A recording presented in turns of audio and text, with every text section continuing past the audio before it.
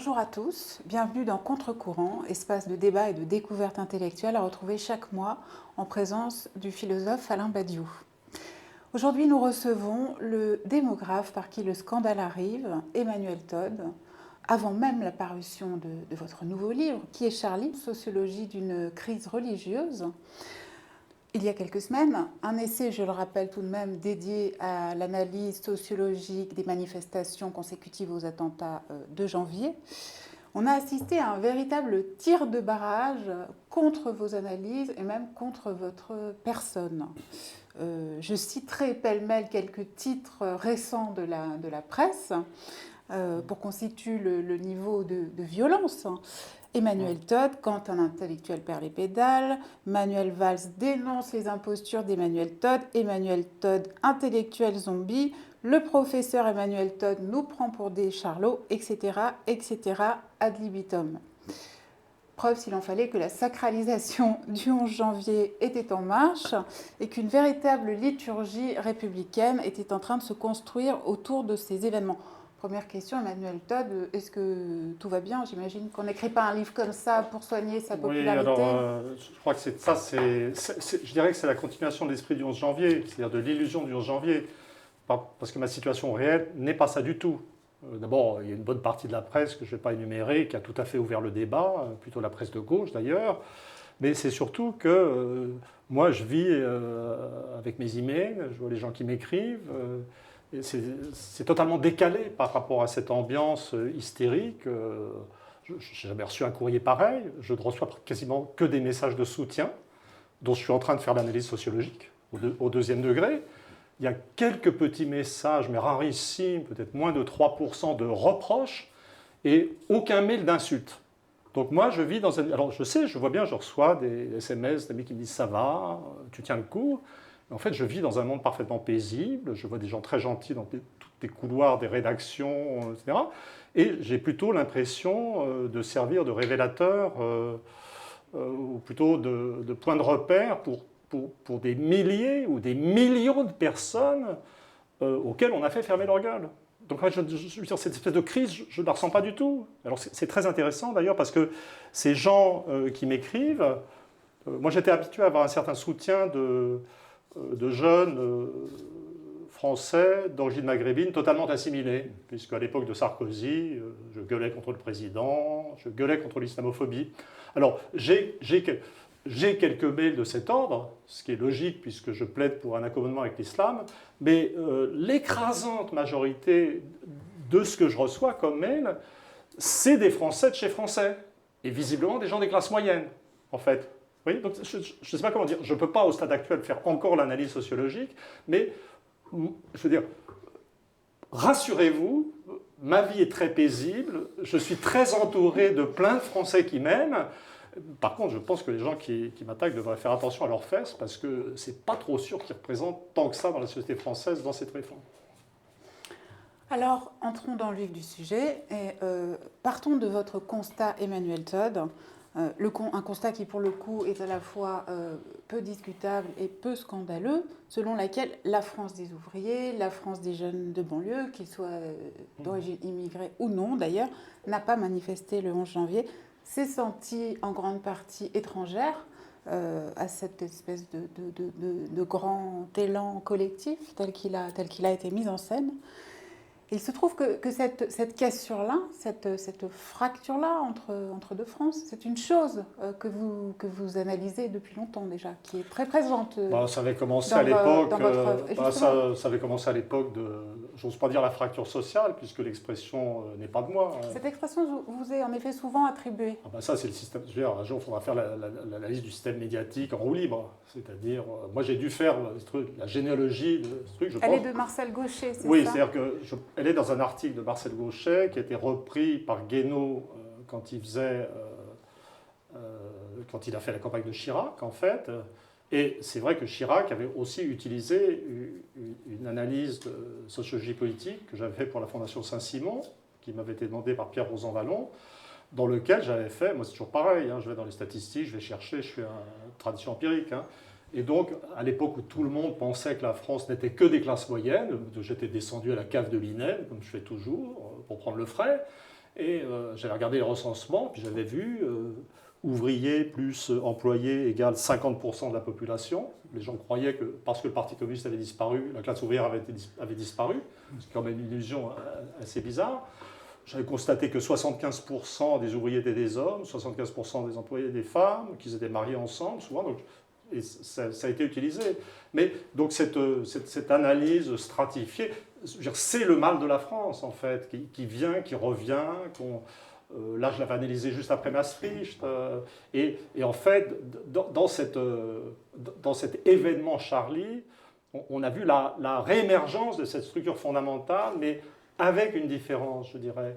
C'est-à-dire qu'il y a un isomorphisme vraiment très fort entre la mobilisation du oui à Maastricht et les manifestations, en fait, à laquelle il faudrait d'ailleurs ajouter la variable religieuse ou post-religieuse. Mais la grande différence, je dirais, c'est que dans les deux cas, on voit les classes moyennes, au sens très vaste, la moitié supérieure de la société, affirmer son hégémonie sur le système social. Mais au moment de Maastricht, ces classes moyennes étaient optimistes. C'est-à-dire qu'elles pensaient, ils avaient un rêve, l'euro, enfin, ils étaient dans un truc qui pour moi était déjà délirant à l'époque, et là, la composante islamophobe, l'obsession de Mahomet, de ses caricatures, indiquait que les classes moyennes étaient en truc de surmobilisation assez inattendue dans la rue, et sur un mode pessimiste en fait. Parce que l'euro, c'était un beau projet, enfin, ça ne pouvait pas marcher, mais dans l'esprit des gens, c'était un espoir. Et je ne crois pas qu'on puisse considérer que faire du blasphème sur la religion des faibles, un projet national, ça n'évoque pas des classes moyennes qui se sentent très bien. Alain Badiou, vous avez vous-même écrit très tôt un texte dans le Monde, un texte très critique à l'égard du mouvement Je suis Charlie. Quel regard portez-vous sur le livre d'Emmanuel Todd aujourd'hui ? D'abord, je suis très heureux de son existence, ce livre, tout simplement, parce que quand je suis intervenu, moi, on ne peut pas dire qu'au niveau médiatique, en tout cas, ça grouillait les positions que je défendais, hein, pas du tout. Et j'avais tout de suite senti, en quelque manière, instinctivement, le fait qu'il y avait quelque chose comme une escroquerie politique, une imposture dans cette manifestation, lorsqu'elle se présentait comme une manifestation d'unanimité nationale, républicaine et conquérante, et comme quelque chose qui pratiquement contraignait à une espèce de sacralisation historique, avec quand même une quasi-unanimité médiatique spectaculaire en la circonstance. Hallucinant. Spectaculaire, vraiment. Et pour la première fois, j'ai senti quelque chose qui me rappelait des lointains souvenirs de l'atmosphère générale de ce pays dans les premières années de la guerre d'Algérie. C'est-à-dire quelque chose auquel on ne pouvait pas toucher sans être, si je puis dire, un blasphémateur politique, enfin quelque chose comme ça. Alors c'est un souvenir lointain, mais je l'ai senti. Et ce qui m'intéresse beaucoup dans le travail d'Emmanuel Todd, c'est que la science vient à mon secours, quoi, quelque chose comme ça. Bien entendu, il y a toujours une part d'intuition. Vous direz quel a été chez vous le rapport entre l'engagement subjectif immédiat et la validation sociologique et conceptuelle. Mais moi, ça relevait immédiatement d'un sentiment de distance très grand que j'ai cherché à argumenter, dont j'ai cherché les racines. Et là, je rencontrais une analyse généalogique, sociologique, extrêmement sérieuse, sur un point qui était quand même un point que même à distance, on semblait pouvoir observer, à savoir que cette manifestation était la manifestation d'une fraction particulière et définissable de la société, et vous en avez, en quelque manière, donné la définition précise. Ça a été donc pour moi une libération, une confirmation, dont je vous remercie d'abord. Oui, alors, pour moi, vous avez été très courageux d'aller au feu tout de suite. Hein, parce que... Pas tout à fait tout de suite. J'ai moi-même senti, justement, comme vous le dites, que tout de suite, c'était peut-être... j'ai attendu quand même 2 semaines. Ouais, ben c'est pas mal, parce que moi, honnêtement, au début, je crois que c'est pour la première fois de ma vie où j'ai eu peur de quelque chose. Et pourtant, je ne m'étais pas vraiment dégonflé au moment des émeutes de 2005.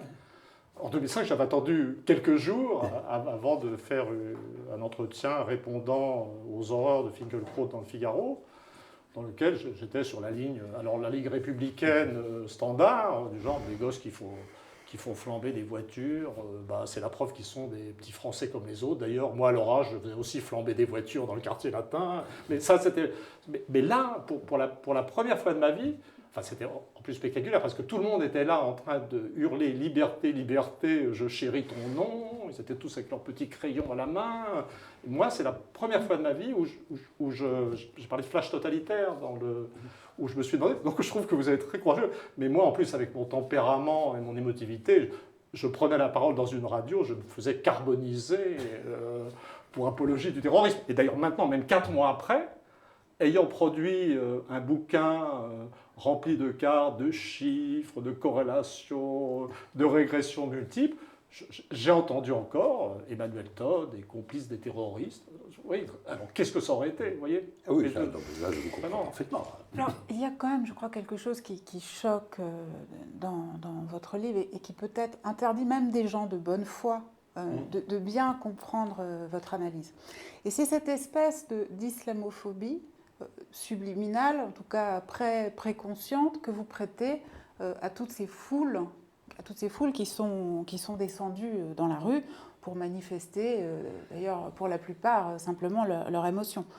Or, il se trouve, Emmanuel Todd, que vous êtes l'un des premiers contre une certaine gauche bien pensante à certaines époques, à avoir martelé, à avoir dit que la France n'était pas un pays massivement raciste, à avoir insisté sur la longue durée, sur le nombre de mariages mixtes. Je pense notamment à un livre comme Le destin des immigrés en 1994, que vous aviez écrit justement contre nos voisins européens qui nous renvoyaient la face le phénomène Le Pen en nous disant que nous étions vraiment un pays en train de retourner vers le vichisme à un rythme accéléré. Vous êtes toujours levé contre ça. Alors la question que j'ai envie de vous poser aujourd'hui, c'est est-ce que la France a changé ? Est-ce que ce mouvement-là d'assimilation est en panne, voire est stoppé, est menacé, ou est-ce que c'est votre vision qui est en train de muter sur ces choses-là? Alors, c'est difficile d'en parler rapidement. Si je devais synthétiser rapidement, j'ai l'impression qu'au niveau des milieux populaires, le taux de mariage mixte reste extrêmement élevé en fait, mais il n'a pas augmenté depuis 92. 92, c'est les chiffres que j'ai utilisés dans Le destin des immigrés, qui est publié en 94. Pour moi, ce qui est nouveau, c'est ce qui se passe dans les classes moyennes. Et c'est ça qui m'inquiète vraiment. J'essaie de distinguer rigoureusement l'arabophobie, qui est les problèmes des milieux populaires, qui sont effectivement au contact des populations immigrées, qui font le boulot de l'assimilation, en fait, de l'islamophobie, qui est quelque chose qui s'est développé plutôt depuis 2000, 2005, et qui représente quelque chose de nouveau et qui, effectivement, m'a conduit à, pour la première fois de ma vie, faire un livre noir sur mon propre pays. Je suis un patriote de gauche, naturel, pas particulièrement excité, mais là, j'ai vraiment eu peur. Et l'une des choses que je ne comprends pas maintenant, c'est, on me dit, mais quand même, non, c'est vrai qu'il y avait des tas de gens sympas dans la foule. En plus, de toute façon, c'est forcé, c'est mon milieu. Je veux dire, je dénonce les classes moyennes, mais je veux dire, moi, je suis une caricature de petit Français des classes moyennes. Tous les gens autour de moi sont allés manifester. Enfin, j'ai aussi entendu d'ailleurs quelques bizarreries islamophobes très proches dans mon environnement de copains, etc. Mais bien sûr, ils étaient sympas, bien sûr, ils avaient les valeurs de la République, d'un côté, c'était dit, mais je ne comprends pas comment la dimension islamophobe ou islamo-obsédée, je ne sais pas comment dire, peut être niée, puisque le thème était la liberté et très vite le devoir de faire des caricatures de Mahomet. Tous les gens qui étaient là avec leurs crayons parlaient de caricatures. Dans l'esprit de tout le monde, les caricatures dont il s'agissait, c'était celles du prophète Mahomet, personnage central de l'islam et de la religion d'un groupe dominé, en fait, dans la société, même s'il est beaucoup plus divers qu'on dit. Donc, je ne comprends pas cette espèce de fureur, de dénégation dans lequel l'idée qu'il y avait un élément islamophobe, je ne comprends pas. Vous voyez, je ne sais pas comment dire au point où j'en suis. J'ai l'impression de tourner en rond sur ce sujet. On va revenir peut-être plus précisément sur la question du blasphème. Je voudrais dire, une remarque que je me suis faite en vous lisant, c'est que j'aurais moi, mais je suis loin d'avoir les appuis scientifiques qui sont les vôtres, j'aurais une vision au plus long cours de l'islamophobie. Je me souviens avoir été extraordinairement frappé lorsque, à propos de la question de l'immigration, Fabius, à cette époque Premier ministre, on est donc bien avant 2000 et 2005, avait dit que Le Pen posait les vrais problèmes en ce qui concerne l'immigration, mais n'avait pas les vraies solutions. Ensuite, on a vu tout de même, dans les comportements policiers, toute une série en réalité de meurtres à ciel ouvert, appelons-les comme ça, qui avaient quand même indiqué qu'il y avait là un véritable problème. Contrairement à vous, je n'ai pas du tout approuvé la loi sur le foulard islamique. Je l'ai absolument perçue comme le point de départ d'une longue histoire, par elle-même pas forcément très significative, mais comme point de départ et point d'appui. Et dans toute cette affaire, il faut quand même voir qu'il y a eu un quasi constant encouragement, ou en tout cas une sorte d'obscurité de la position de l'État. Pas simplement de la position d'un certain nombre d'intellectuels identitaires qui ont rapidement embouché cette trompette, mais de l'État lui-même. Et il me semble que ce facteur-là, à mes yeux, crée une sorte de distance temporelle de la construction de ce que vous ne comprenez pas, qui trouve son origine plus loin, et son origine d'autant plus significative qu'elle a été largement partagée par la gauche gouvernementale. Alors je ne parle pas des courants d'opinion de la gauche, mais la gauche gouvernementale a tout de même très tôt donné des signes d'impatience, de singularisation, qui n'étaient pas peut-être islamophobes au sens strict du terme, mais qui quand même désignaient le groupe minoritaire concerné comme un problème national. Tout en étant par ailleurs assez limagiste, de doctrine, de principe, mais tout de même constituait petit à petit le groupe comme un groupe singularisé dans la nation. Et il me semble que l'histoire que vous décrivez, à laquelle vous donnez des fondations très solides et tout à fait exactes, mais il me semble qu'il y a une espèce de préhistoire tout de même. Oui, mais alors, prolongée. La préhistoire, elle est vraiment très longue. Puisque ça fait encore plus longtemps que la France a des problèmes avec l'Algérie et le Maghreb. Oui, non, mais ça bien sûr. On pourrait dire qu'il y a une population particulière, mais dans le bouquin, je parle des deux peuples avec lesquels la France a des rapports historiques compliqués, les Allemands et les Arabes, en fait. Les uns perçus comme plus forts, les autres comme plus faibles, etc. Donc évidemment, je ne vois pas... moi, mes premières manifestations, c'était pendant la guerre d'Algérie. Mes parents m'y emmenaient, portaient sur leur dos. Puis, avec la tête que j'ai, moi, les gens me prenaient pour un petit arabe. À l'époque, il y avait moins de gens bronzés en France. Donc, je sais très bien ce que les populations d'origine maghrébine ont vécu en France. Vraiment, c'est très facile. Mais, donc, je crois que ce que je cherche à discerner, c'est à l'intérieur qu'on peut négocier sur une continuité, sur une sorte de base continue, etc. C'est le passage de l'arabophobie, c'est-à-dire quelque chose qui est dans les milieux populaires, qui irait d'ailleurs assez bien avec les comportements policiers, puisque les policiers sont des gens des milieux populaires, plutôt, dans le contact direct. Alors Fabius, je ne sais pas quoi en faire. Et quelquefois des mais c'est très très rare que Fabius ne fasse pas des bêtises.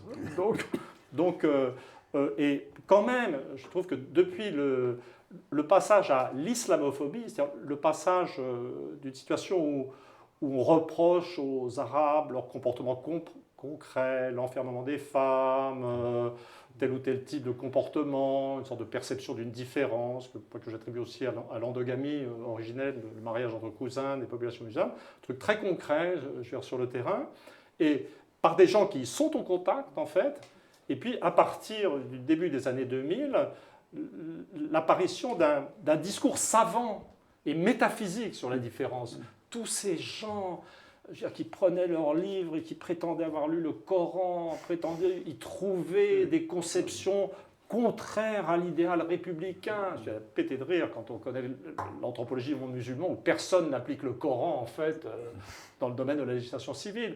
Une sorte de... Ou alors on pourrait parler de arabophobie savante. L'islam, c'est de ça que je parle.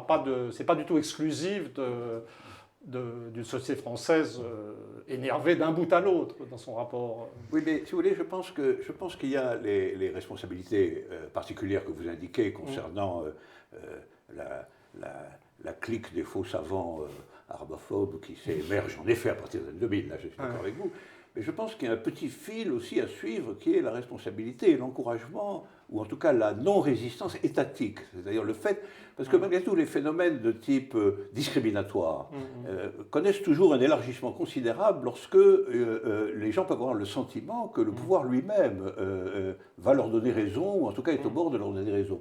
Et tout de même, les lois concernant les restrictions de l'immigration, les lois successives concernant ces populations-là, ce sont quand même des décisions politiques, ce sont des décisions de l'État. Elles doivent faire partie, me semble-t-il, de la généalogie qui autorise, en quelque manière, de façon neuve, ce type de comportement.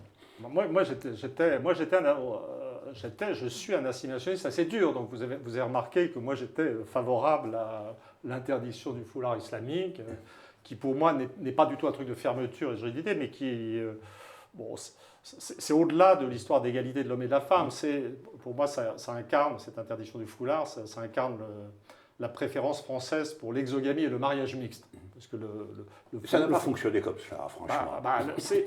Non, mais le foulard lui-même interdit dans les écoles, etc., ça a bien marché, ça n'a pas posé tellement de problèmes. C'est qu'ensuite, on est passé... moi, le truc contre lequel je pars... pas en guerre, j'ose plus prononcer des mots comme ça. Nous luttons tous pour la paix civile. Vous partez en paix, en réalité. Voilà, c'est ça, absolument. Une offensive pacifiste dans la société française. C'est qu'il y a autre chose, et cette autre chose pour moi, n'a plus autant de rapport qu'avant. Je dirais, je vais parler comme un religieux, on va croire que je parle de la présence réelle du corps du Christ dans l'hostie, mais n'a plus de rapport complètement ou fondamental avec la présence réelle des populations d'origine étrangère. C'est pour ça que dans le livre, j'ai cette analyse de la crise religieuse et je vois dans tout ça une dynamique religieuse, un épuisement de ce qui a remplacé la religion, à savoir la croyance en l'euro, en le veau d'or, cette anxiété, une sorte de dynamique qui n'a plus rien à voir avec la réalité concrète du problème de l'immigration. C'est vraiment... Justement, Emmanuel Todd, en tant qu'assimilationniste dur, comme vous venez de le dire... J'étais assimilationniste dur, maintenant je suis assimilationniste gentil. Est-ce que vous n'avez pas tendance à minimiser les problèmes que pose une religion intensément vécue, quelle qu'elle soit, l'islam en l'occurrence, à la République, au principe républicain lui-même? J'en viens à l'histoire. La République française, que ça plaise ou non, qu'on ait envie de l'entendre ou non à gauche, c'est construit sur le droit au blasphème. Les catholiques en ont fait les frais très violemment à certaines époques. Vous parlez longuement de la ville de Lyon, par exemple, dans ce livre, qui est pour vous le prototype même de la ville hantée par les fantômes catholiques. Quand on sait que sous la Révolution, le mitrailleur de Lyon, Fouché, faisait distribuer publiquement des hosties aux âmes pour briser symboliquement le catholicisme, on se dit, est-ce qu'en termes, je termine juste par une question, est-ce qu'en termes de violence symbolique, il n'y avait pas quelque chose d'aussi extrêmement grave et du même ordre finalement que les caricatures de Mahomet? Est-ce que finalement, et je vous laisse tout de suite la parole, je m'excite parce que ça va être bien. Est-ce que finalement, les musulmans ne sont pas en train de revivre face à la République une crise que le catholicisme a déjà connu par le passé et qu'il a perdu? Non, pas du tout. Pas du tout. Et c'est très intéressant parce que les comparaisons que vous faites sont avec la période révolutionnaire. C'est-à-dire dans une phase de maximum d'intensité, dans un affrontement métaphysique de haut niveau entre la Révolution, qui ne croit plus en Dieu, et les catholiques qui croient toujours en Dieu. Une époque d'ailleurs où on parle d'athéisme. Mais ça, on remontait à l'époque révolutionnaire. Et d'ailleurs, de nouveau, les gens se mettent à parler d'athéisme. La réémergence du concept d'athéisme est un truc très très frappant, parce qu'il y a une intensité métaphysique, religieuse, athéiste, mais le modèle républicain, laïque, auquel nous sommes attachés et que moi, personnellement, je défends, qui est celui qui finalement s'est établi autour de la séparation de l'Église et de l'État après un bon siècle de lutte religieuse, c'était quelque chose de beaucoup plus subtil que les affrontements de la période révolutionnaire. Parce que la réalité des affrontements de la période révolutionnaire, c'est qu'ils n'ont pas du tout réussi à briser la résistance du catholicisme. Tous les historiens de la religion savent qu'en fait, dans ces provinces, dans le tiers des provinces qu'ils contrôlaient, et malgré les 200 000 morts de la guerre de Vendée, l'Église a tenu, elle s'est même renforcée sur la périphérie du système. Et le deal républicain, la laïcité qu'il s'agit de défendre, c'est en fait un système pluriculturel. C'était la magie de la France. C'était qu'on garde l'image du jacobinisme, on dit que tout est pareil partout, et on fait exactement le contraire. On laisse à l'Église ses écoles dans l'Ouest, on fout la paix aux catholiques, on leur donne, ils continuent à avoir plus d'enfants que tout le monde, mais tout le monde se calme, et ceux qui règnent au centre du système, à l'époque, les radicaux socialistes étaient anticléricaux, ils ne passaient pas leur temps à dire qu'ils étaient des athées fanatiques. Vous voyez, et donc, ce qui est inquiétant dans la situation actuelle, c'est qu'au moment même où les gens parlent comme s'ils voulaient défendre le modèle républicain laïque classique, ils ne savent plus ce que c'est. Et l'idée me vient d'après votre question. En fait, c'est comme s'ils voulaient revenir aux affrontements de la période révolutionnaire. Et ça, et on sait, les affrontements de la période révolutionnaire, ils ont abouti à la solidification du catholicisme, là où il était. Donc, mais je suis très frappé, en effet, du point de vue du contraste historique. De ce point de vue-là, je opinerai dans votre sens, parce que si je remonte à ma propre jeunesse, qui n'est quand même pas si loin que ça historiquement, je constate que dans ma propre jeunesse, la présence du christianisme, du catholicisme ne faisait aucun doute, ne posait aucun problème dans le lycée lui-même.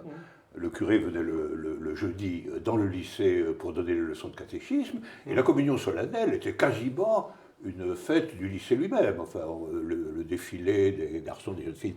Donc c'est vrai que c'était en réalité un accommodement, un compromis véritablement, alors que là, je suis d'accord avec vous, c'est comme si on cherchait l'affrontement et pas du tout le compromis.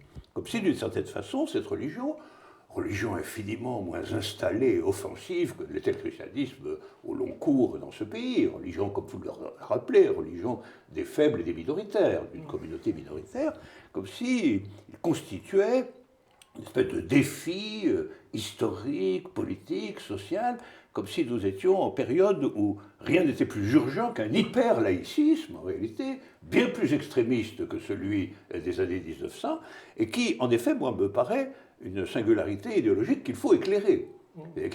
Pourquoi constitue-t-on aujourd'hui comme problème central de la France, alors que la France a beaucoup d'autres problèmes, on reviendra sur ce que c'est que la France, motif important de votre livre, après tout, mais beaucoup d'autres problèmes, pourquoi celui-là a-t-il été constitué, et à mon sens, non pas seulement sur la base des mécanismes profonds que vous indiquez, les distributions familiales et l'espèce de basculement d'une partie des classes moyennes à propos des valeurs d'égalité, un thème très important de votre livre et qui moi-même m'instruit beaucoup, mais d'une certaine façon, comme si c'était une question idéologique, politique, métaphysique, fondamentale, et comme s'il fallait courir à la défense de la République en face de quelque chose qui, par rapport à ce que pouvait être la force et la puissance de l'Église catholique jusqu'au milieu du siècle dernier, paraît tout de même ne poser que guère de problèmes décisifs.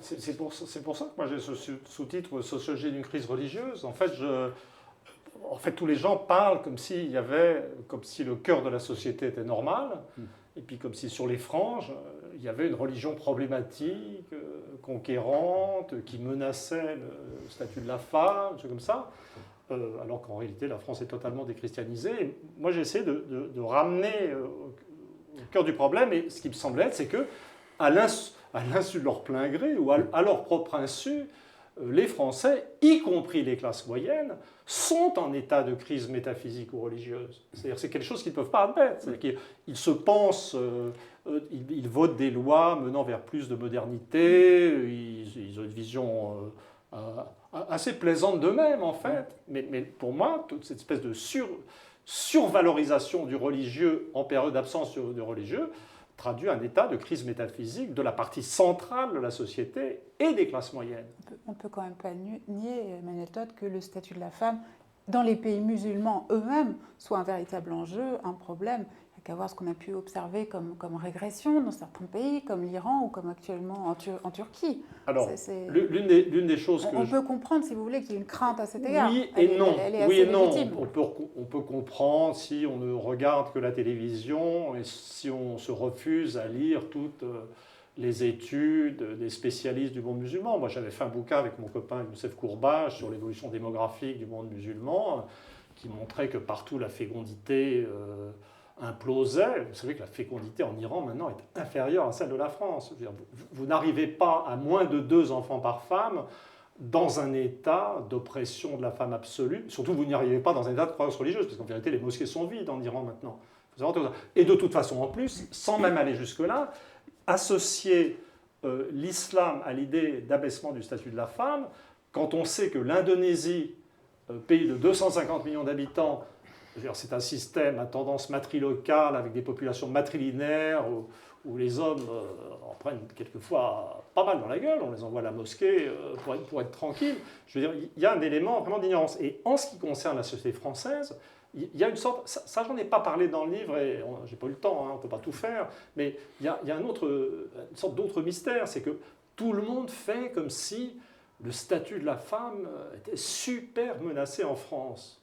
Mais moi, je suis en train de travailler une anthropologie de la crise de la globalisation, plutôt sur les pays avancés, et ce qui se passe actuellement, au-delà des discours politiques, d'une légitime revendication d'égalité des salaires dans nos sociétés, c'est une élévation extrêmement rapide du statut de la femme, au point que dans toutes les universités du monde le plus avancé, les hommes maintenant sont très en retard en termes d'éducation. Donc la dynamique réelle de la société, en vérité, un anthropologue devrait s'inquiéter du statut des hommes dans les 20 ans qui viennent.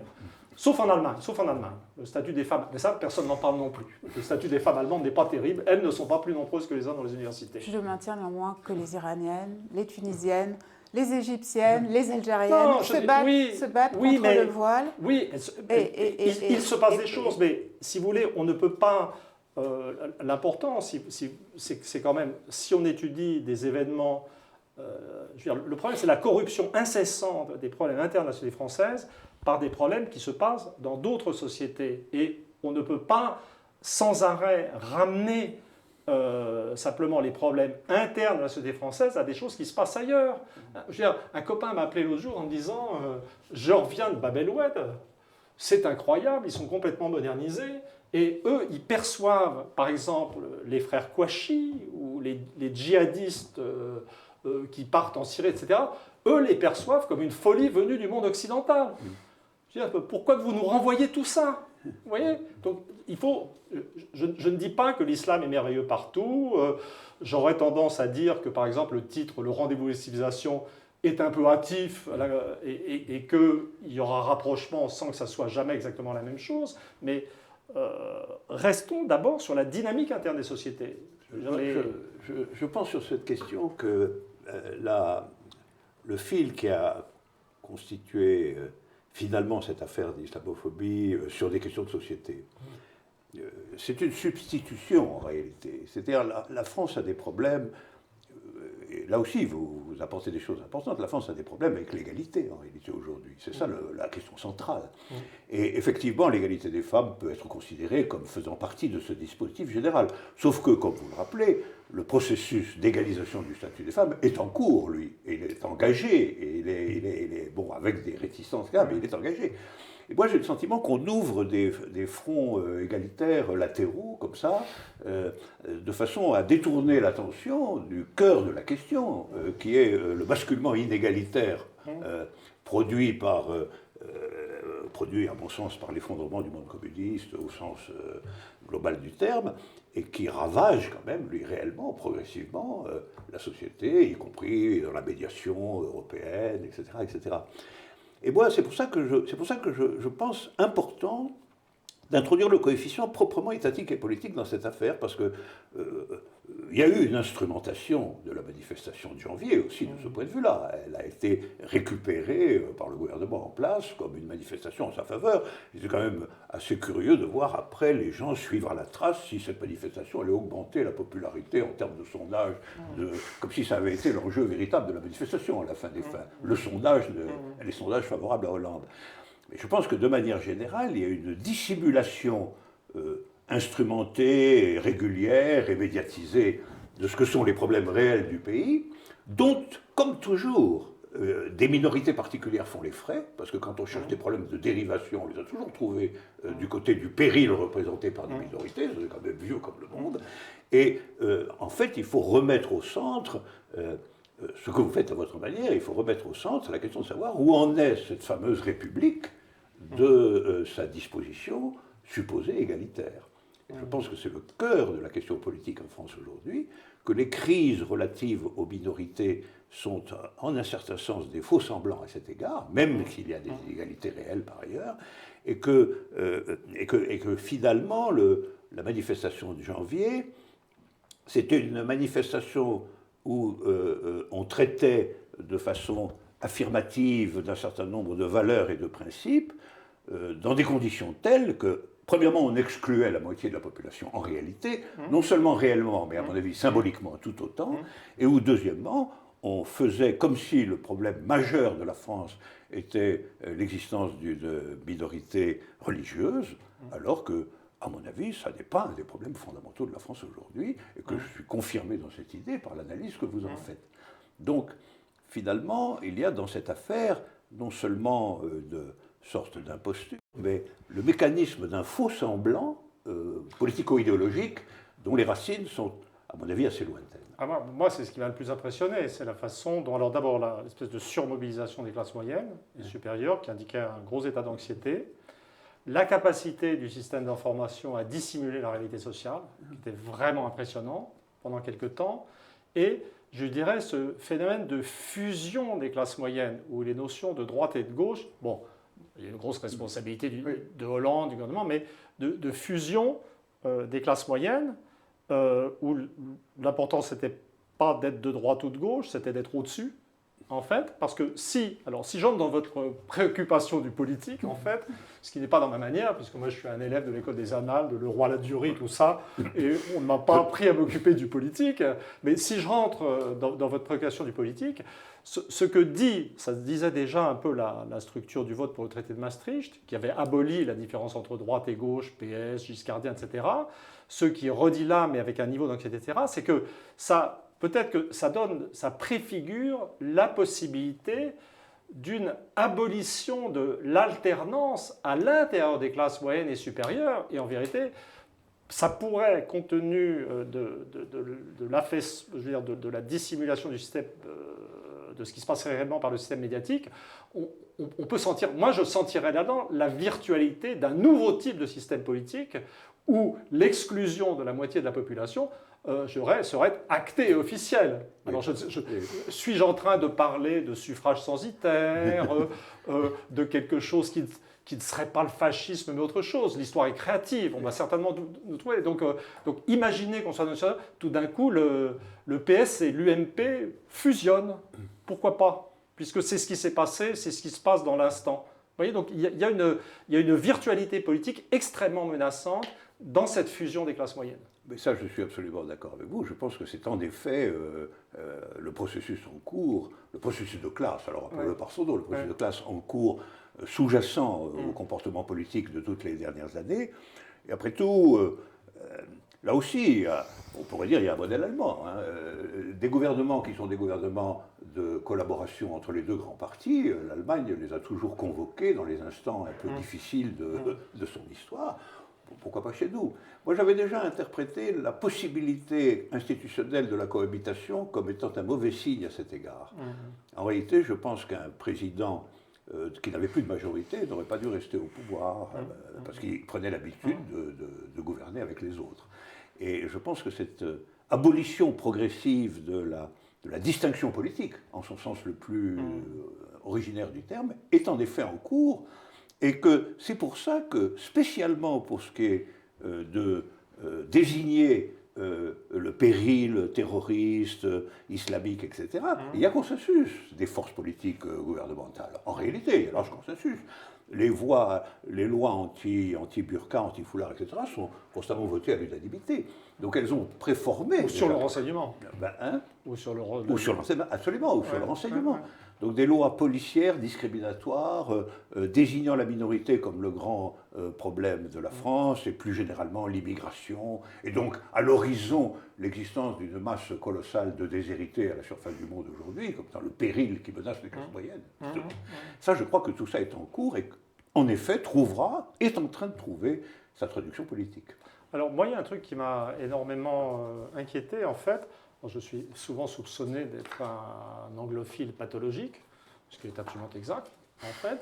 Mais un jour, je recevais un journaliste japonais qui avait une assistante française très sympa, comme c'est fréquent avec les journalistes japonais.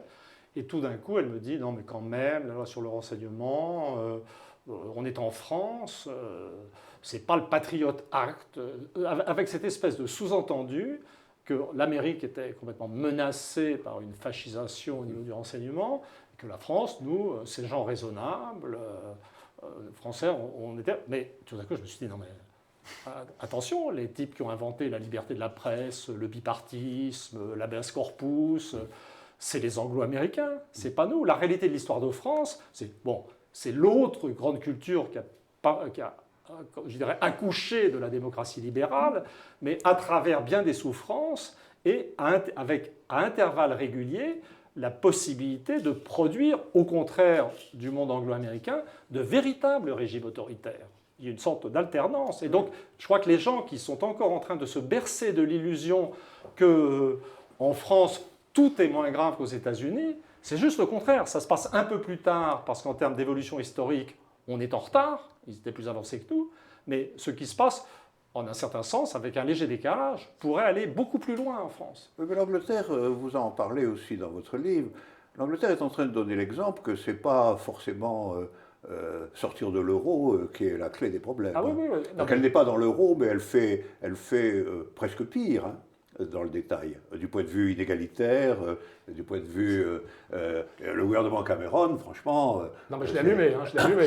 Je sais. Je l'ai allumé et j'ai évoqué les effets absolument délétères sur le Royaume-Uni avec des Écossais qui veulent foutre le camp du Royaume-Uni au moment même où tout le monde dit ouais, à droite, oui, la politique de Cameron, c'est bien, il est juste en train de détruire, détruire le Royaume-Uni. Non, mais j'étais sur le libéralisme. Mais c'est une vraie question parce que c'est les Français, notre idée de nous-mêmes en tant que Français, puisque jusqu'à nouvel ordre, et au contraire de ce que j'ai entendu à l'époque du 11 janvier, je suis un vrai Français à mes propres yeux. J'ai entendu que je n'étais pas un vrai Français à une époque, ce qui m'a énormément surpris. Comment dire, notre vision de nous-mêmes, c'est d'un peuple social, avec un État social, avec une sécurité sociale. Et puis, il y a les vilains anglo-saxons, qui sont vilains, avec une montée des inégalités terribles, etc., mais qui seraient plus vilains que nous, en fait, et qui seraient, je dirais, beaucoup plus inégalitaires. Si on regarde juste les revenus, c'est complètement exact. Mais si on intègre ce fait que la société française ou les classes moyennes françaises arrivent à vivre avec un taux de chômage à 10% comme si c'était normal, et avec l'idée que ça ne posait aucun problème de continuer à vivre comme ça, je veux dire, l'acceptation du chômage à 10%, c'est une acceptation profonde de l'inégalité. Vraiment, le débat, ça serait, est-ce que c'est pire d'avoir un petit salaire ou est-ce que ce n'est pas encore plus infamant, je veux dire, de ne pas pouvoir travailler et de se retrouver dans la dépendance à des systèmes sociaux d'un type ou d'un autre? Ne croyez pas que je sois en train de distribuer les prix et de dire l'Angleterre, finalement, c'est pire que la France, ou l'Allemagne, qui est quand même votre bête noire. Donc, je pense que tout ça, grosso modo, est quand même dans une orientation générale, planétaire, dont le socle est identique, en fait. Et en plus, je vous dirais que je suis probablement moins républicain que vous, à certains égards, parce que la République, vous êtes en train de dire du mal de la France, et je vous en félicite. Merci. Parce que je ne suis pas porté actuellement à en dire beaucoup de bien, honnêtement. Je ne suis pas porté à en dire beaucoup de bien, et ce depuis assez longtemps, parce que le fétichisme républicain, pour ce qui concerne la Troisième République, qui en est quand même le centre de gravité, il est quand même contestable par beaucoup de côtés. La Troisième République, elle s'est d'abord constituée sur le massacre de l'hypothèse ouvrière de la Commune de Paris. Elle s'est ensuite lancée dans un colonialisme déchaîné et quand même dont les conséquences ont été extraordinairement dramatiques pour des peuples entiers. Elle a ensuite fait fraîche et joyeuse la guerre de 14, qui est quand même le premier grand massacre historique du XXe siècle. Et ensuite, elle s'est, devant des Allemands puissants, inclinée sans débat devant Pétain. Alors, la Troisième République, franchement, ce n'est pas une séquence historique de la France que je trouve particulièrement glorieuse, honnêtement. Donc, je ne suis pas républicain en ce sens-là. Oui. Alors, j'admets qu'il faudrait tout reprendre et que... Oui, d'accord. Mais quand même, je trouve que c'était plutôt bien, en dépit de tout ce que vous avez dit, qui est absolument vrai. Si vous prenez, par exemple, en restant sur la question du rapport au monde ouvrier, c'est tout à fait exact que le début de la Troisième République, c'est l'écrasement de la Commune, quand même. Et donc, il y a toujours eu cette question d'une exclusion. La question de l'exclusion du monde ouvrier ne date pas d'aujourd'hui. Et elle a pris une grande violence en France. Mais elle a pris une grande violence, mais au bout du bout, à cause de ce que j'analyse comme culture égalitaire centrale, les ouvriers finissent dans la République. Je dirais jusqu'au Parti communiste, finalement. Plus, oui. Et donc, il y a des éléments négatifs, mais au bout du bout, les ouvriers parlent la même langue que leurs bourgeois, avec de très faibles différences d'accent. Tout le monde a la culture. Ils ont peut-être tort.